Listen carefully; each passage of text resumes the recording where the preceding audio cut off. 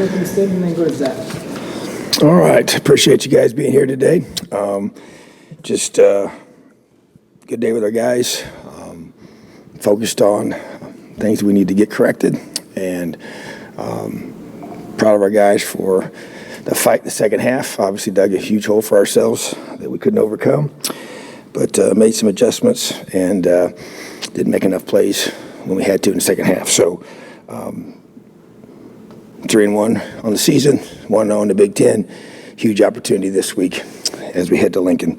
Do want to recognize some guys that continue to give us tremendous effort on our scout teams. They've earned it. Jeff Hetzinger was selected both as Defensive Scout Team Player of the Week as well as a Special Team Scout. So really proud of him and his development and his effort. Will Johnson, Luke Wigington, Offensive Scout Team Players of the Week, and Mitchell Evans, once again, Scout Team Player of the Week as well. So those guys are doing a tremendous job, and they're being developed themselves, but also helping us get prepared each and every week. So appreciate everything they give this program. Questions? I guess, Tom, just to start with, how's DJ? We didn't see him come back. What happened and where's he at? Yeah, so not a long-term injury, but he will be day-to-day this week. So we don't know yet about Saturday, but definitely not a long-term situation. But just got to get him healthy. Yeah, Coach. Big picture.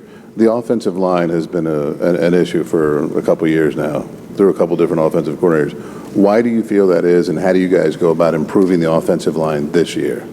Yeah, it's definitely a focus for sure, and didn't play the way we have to up front, without question. And some of the issues were collective, it wasn't just them, but definitely they're a part of it as well. And it's something that we've worked hard on. We're going to have to look at adjusting maybe some of the five that we play with to try and find the best combination that we have to go with. That's obviously on the table and part of our discussions and trying to be able to get the best five guys on the field each and every time we play. But the bottom line is that group has to perform. They've got to be able to give us a chance to execute our run game and our throw game, and that wasn't done consistently on Saturday. And that's a high priority for us, and to me, our guys that are there, obviously, losing Matt was tough, and then losing Zach was tough, but the other guys got to continue to step up. So younger guys got to keep being developed, and to me, that's just part of it. It's like other positions that the guys grow and develop, and guys got to step up when other guys go down. So to me, it's, as we go through and adjust with this year's offense, trying to do things to help them be more successful, and so that continues to be a priority, and that's what we're going to keep working on. Sticking on the part about the offensive line and finding the best five.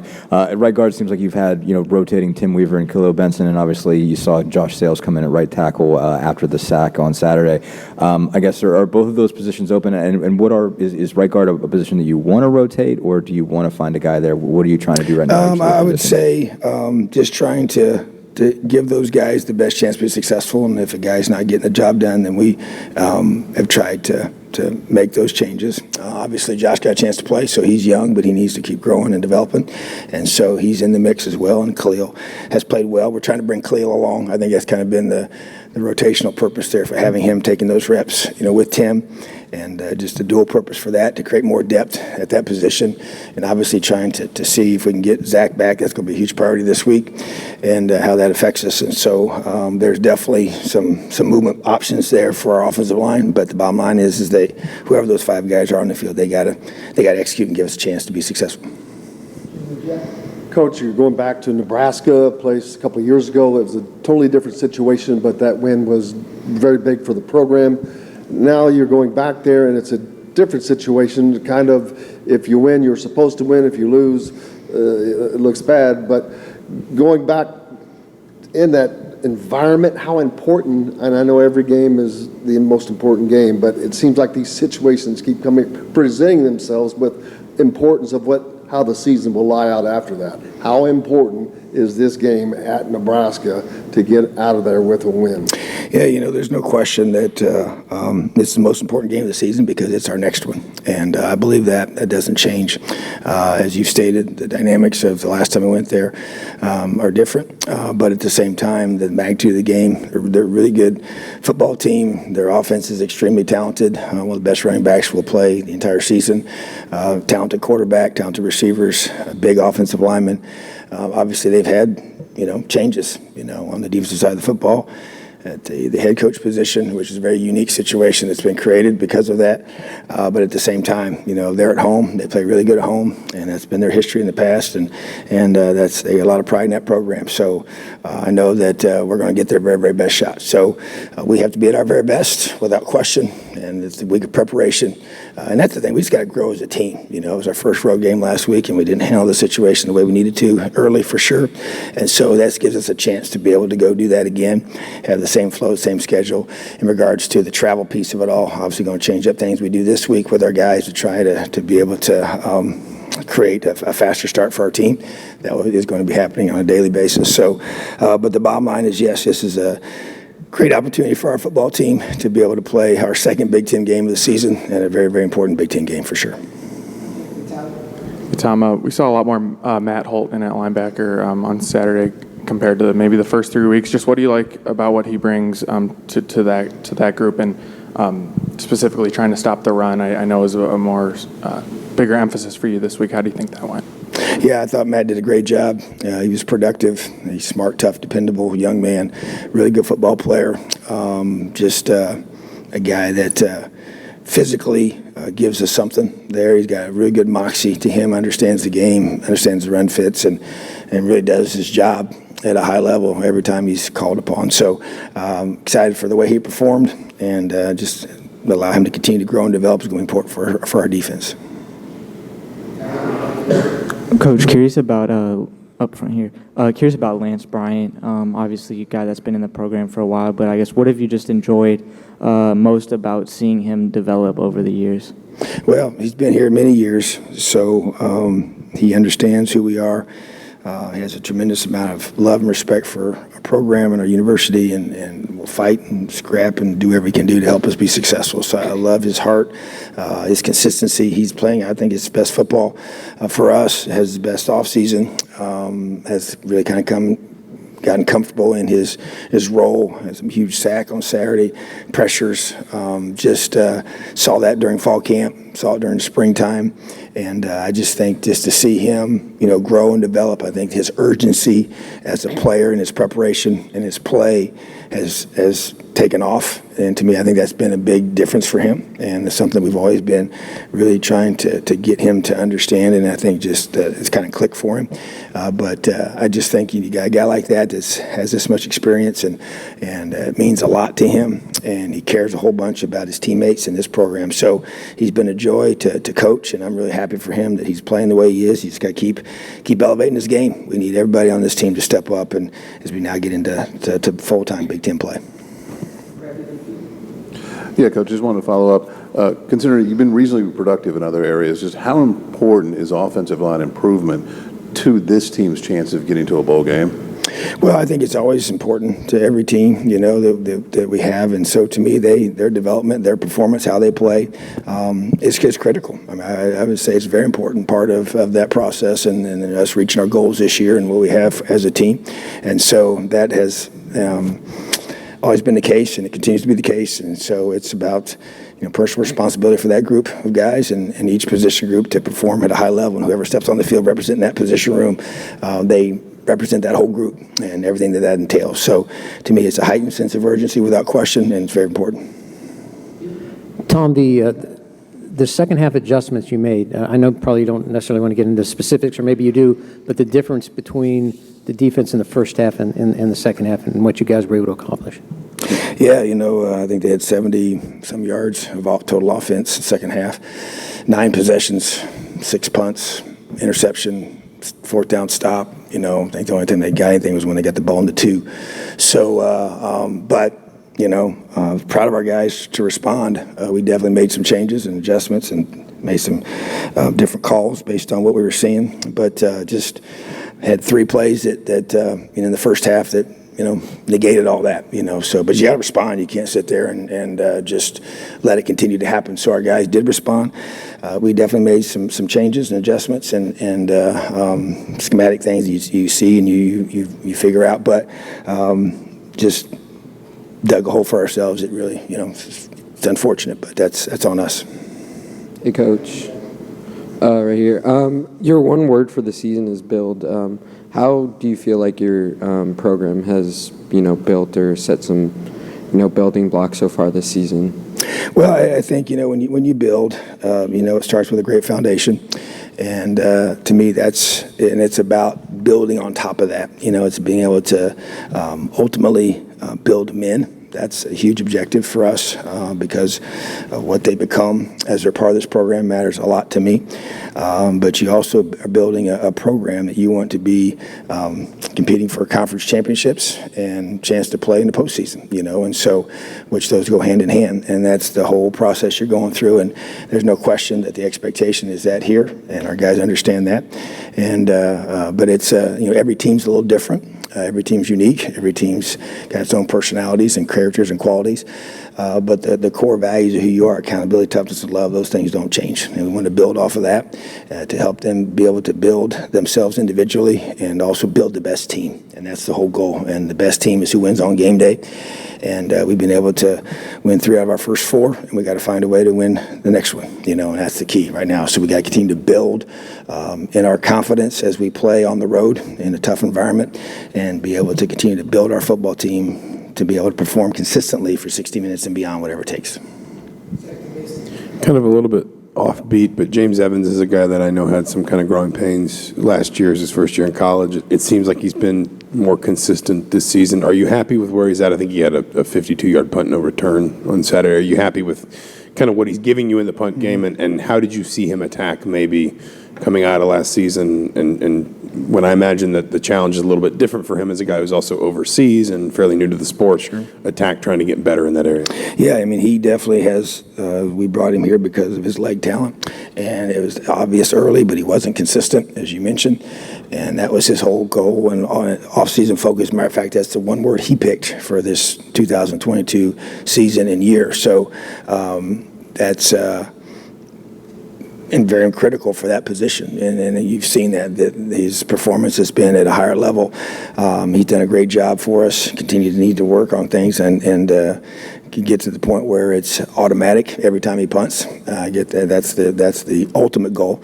But just proud of him and his work ethic. He's an extremely hard worker, cares a whole bunch. I mean, you come out here any day in the summer, he's out here kicking. And one thing we did do, we went out and found, somebody to pressure him and stress him and push him, give him some competition in Alex, and then Alex has done a great job doing that, and brought him here to be able to say, hey, you can compete for the spot, best guy's going to punt, whoever that might be. So I think that's helped him as well. I think everybody responds better when you got competition behind you to push you, So, but his work ethic has been tremendous, high character, trustworthy, always does what he's supposed to do, goes to class, excellent student.